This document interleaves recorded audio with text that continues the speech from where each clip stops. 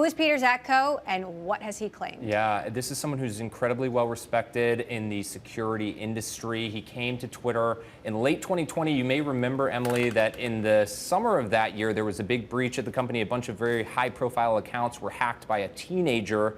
And Jack Dorsey, then the CEO, made a big plan to bring someone in with some real kind of reputation and stock in the industry. And so his name, goes by Mudge is his nickname. And he was there until early this year, 2022, when he was actually fired or dismissed by CEO Parag Agrawal. So very recently in the building at Twitter. So he was there very recently. Twitter responding to his claims saying, this is from the CEO Parag Agrawal. I believe you obtained this memo. They're reviewing the claims, but what they've seen so far is a false narrative, riddled with inconsistencies and inaccuracies and presented without important context. Give us more details on what he is claiming. Yeah, I mean, he's essentially saying that the company has not taken the appropriate steps to protect user data.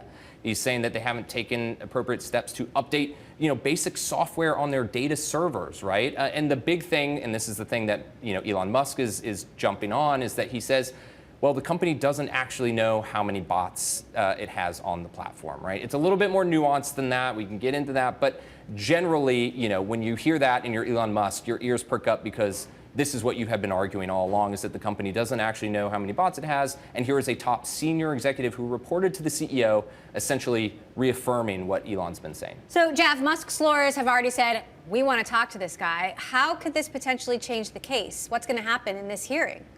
Well, first and foremost, let's stop for a second and say that it's way too early to know whether this guy's got the goods or not. People are going to have to dig in and see, whether there's meat on the bone for these allegations.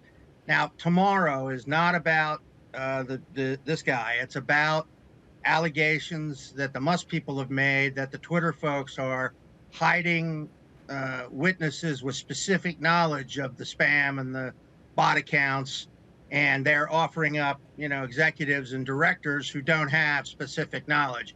Judge is going to decide whether or not Twitter has to make, the people with the goods available.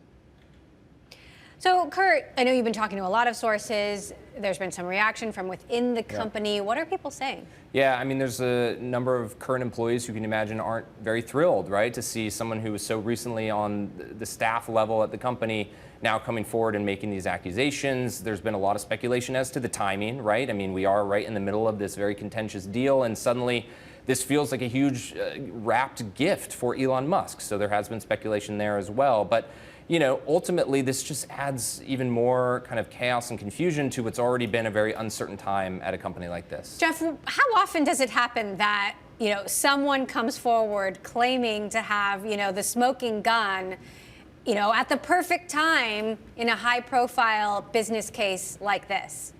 It has happened before in a case called Acorn Fresenius.